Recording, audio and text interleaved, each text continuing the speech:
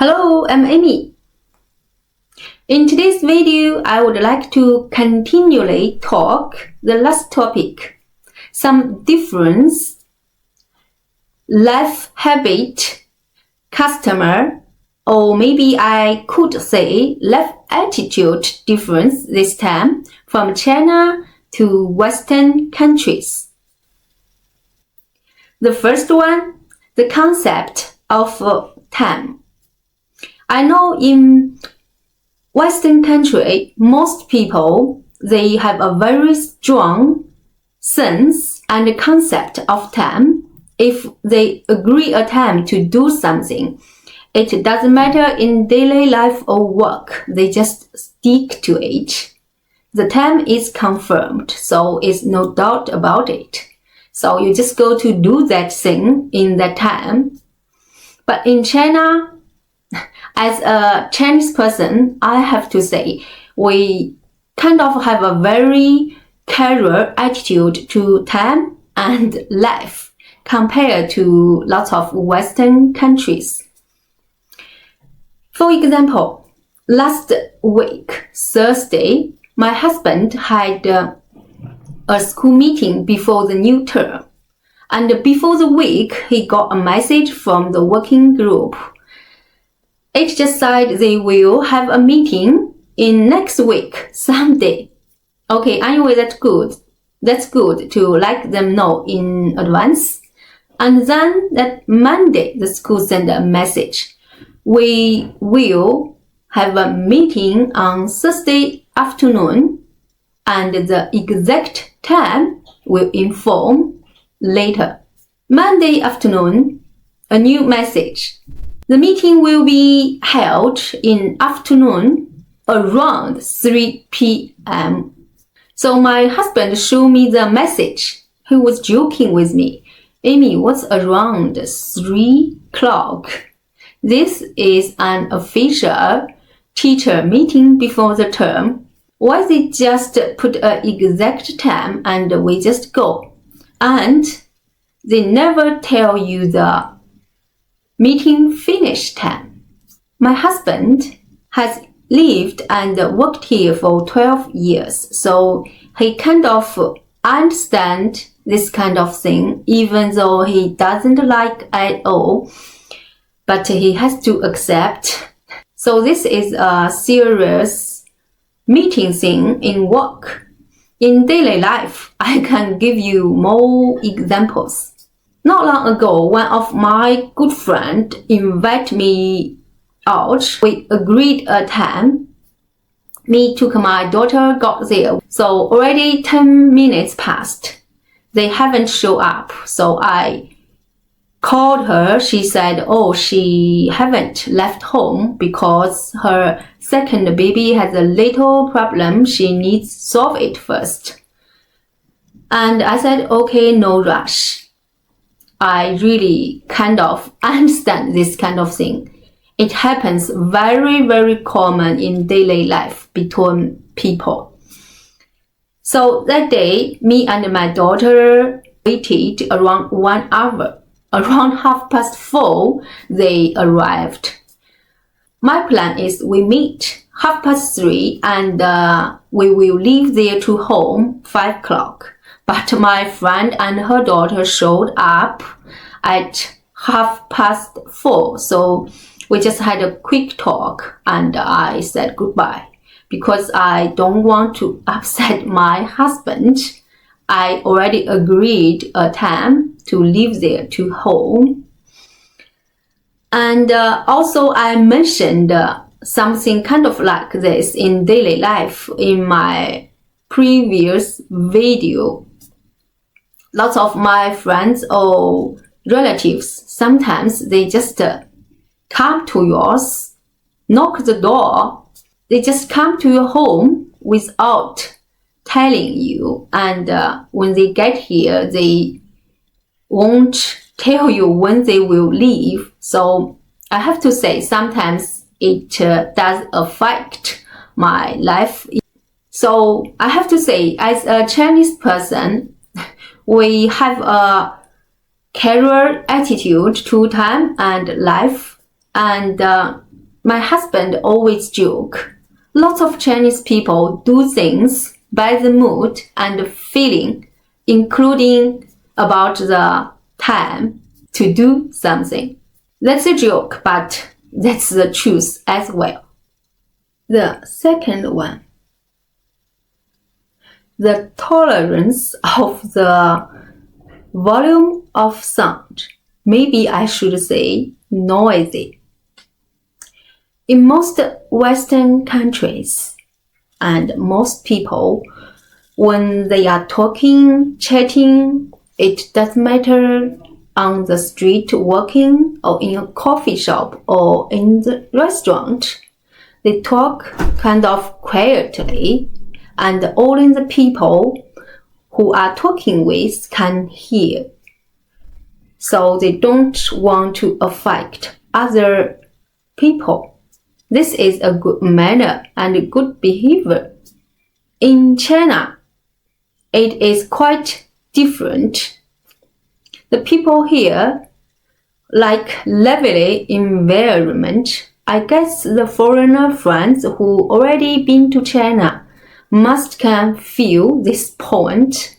The people here talk a little bit louder, and of course, most people they cannot realize or they don't think so. They think they just use a normal voice. I have to say, sometimes even me, I feel it's kind of noisy. Like this morning, I went to our outside balcony. I can exactly hear our neighbor they are talking about. And when we go out in the restaurant, in the public place like shopping center or on the street, there are always some people talk louder compared to the Western people. So I was born here, I was grown up here, so I totally understand. And I have to say, I think this is kind of normal voice. But for my husband, who already lived here for over 12 years, he still couldn't get used to it. He always thought the people are talking or arguing by what he heard. So this is quite different in China and the Western countries. I have to say, as a Chinese before, I really don't think I speak louder or the people here speak louder. Since I knew my husband and we lived together, I learned something from him and he pointed out something to me. And after several times, we've been back to UK and other countries. And I realized the difference. And I have to say, speak too loud is really not good. You do affect some people's life sometimes. The third one, it is very common for nominate in China. You can see lots of scribbles and doodles in lots of walls and even the desk of the classroom. If you have been to China and you are living in China, you must have seen. And believe me, these are definitely not kind of artistic graffiti. It is a bad behavior to draw, to write, to doodle in lots of places you shouldn't. But in China, it is really common, and I have to say, I was born in China, I was grown up here. For me, it is normal, even though I don't think I do this. But it happens. And it happened, and it is happening in lots of places. My husband was really shocked to see this. Even in his school, he teaches university students. They are all around 20 years old, and they still do this kind of behavior. That's why he was shocked. Nobody taught them when they were a kid this is bad behavior and bad manner. I am a Chinese, I can explain this. When I was a kid, we rarely been taught and reminded and corrected about this. Most parents just care the kids' study. They really don't care other behaviors. I remember when I went to one of my friends, so her kid is almost same like my daughter, 10 years old. So I have seen her beautiful house. The white wall has lots of doodles. So I talked with her. You can let the kids write drawing in the paper so you can keep the house clean and tidy. My friend just doesn't care this kind of thing at all. That's okay. This is our own home. So after several years, I will renew or repainting it. It doesn't matter. So now maybe you can guess the reason. She doesn't think this is a problem. So when she goes out or even when she grew up, she still continually do this kind of thing. So when a child was not corrected and reminded about their behavior when they were kid, so how can you expect when they grow up they can correct this kind of thing directly? If this is just a personal behavior, drawing and writing and doodling in your own house, maybe that's not a big deal. And nowadays, I think we have laws and rules about this in the public place. You can get a big fine. I heard last year somebody just left his name on the Great Wall. He'd been put in prison for 2 weeks and get a 5,000 fine. So about this point, I really do agree with my husband. We should respect our own and other people's and the public properties. The fourth one, a tale for attending a funeral or wedding. In fact, I found this very early before I knew my husband by watching the foreign movies and TV series. In the Western country, when there has a funeral, it doesn't matter it's a normal people's or it's a very high-ranking official. The people who attend the funerals always wear black suits or other official clothes. So the funeral looks very or extremely solemn and dignified. In China, it is quite different. An ordinary funeral, most people just wear the carol clothes.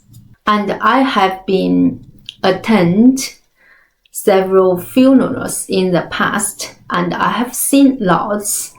They all wear the carol clothes, except the red ones. In China, only in one case, the funeral will be like the Western funeral.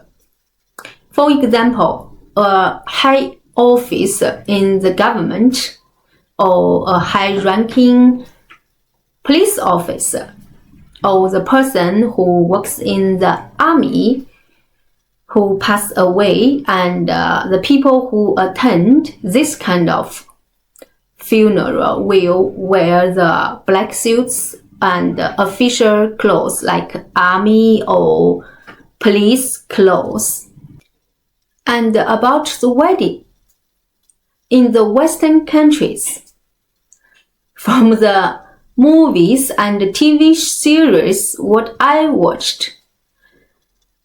They all look very nice. I mean, make people feel very happy, and the people who attend the wedding are very happy. They all wear the very beautiful clothes, official clothes, and the people dancing, drinking, chatting together, and best wishes to the new couple. The form of the wedding is carol, but in China it is quite different. They had a very serious process of the wedding, and the new couple nowadays, they still prefer wearing the suits and the white dress like the Western style. But we do have a very Chinese typical wedding process. It's kind of like a show to let the people who attend the wedding know their love story and to know all of their relatives. Something like this. And then we just have a quick meal and then all gone. And the people who attend the wedding, most of them just wear their carol clothes. I have been to several weddings as well, and even my own wedding party in China.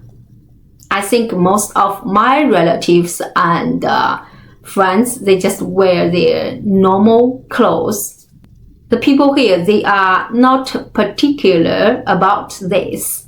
So this is not a good or bad thing, just where you compare. This is quite different. And since the West people, they have a more sense of the ceremony. I think that's why on the different occasions and the different time, they wear the different clothes. At the end, like what I just said, Chinese people, we most have a very careful attitude to life. The last one, the fifth one, the attitude to your own properties, like cars, house, apartments, and the furniture inside. After I knew my husband, I have to say he takes great care of our car and of our other properties like the sofa and other furnitures inside our apartment. And also he does this to other people's as well. 2 years ago, we bought our second-hand car in China, and we checked. It's already been 60,000 kilometers driving. So me and my husband sent the car to the garage to check, and we changed the 4 tires. My husband said that was a necessary must to do thing because it is about the safety. And also we regularly to check the engine oil, transmission oil, and the absorber. And the people who was in charge of the garage always talk to me. I was in this industry for over 20 years. I never seen a person like you and your husband who really cherish your car and respect your car. And most people, they only send the car to be repaired if there is a big problem. And it is not just the car. I have seen lots of apartments near us, including ours. The outside wall looks kind of old and lots of dirty marks. But nobody cares. And inside the house, like I mentioned before, as long as the furniture the people can use, they normally don't think to change it. My husband said if we are in England, every 1 or 2 years, maybe we will decorate or painting the house outside and inside. Anyway, we respect, cherish, and maintain our properties. But in China, you rarely see people do this. This is a quite different attitude to life, in fact. As a Chinese person, from what I see, what I compare from China to Western country, I have to say there has something missing about our education. When we were kids, and even nowadays, the kids in the school and at home,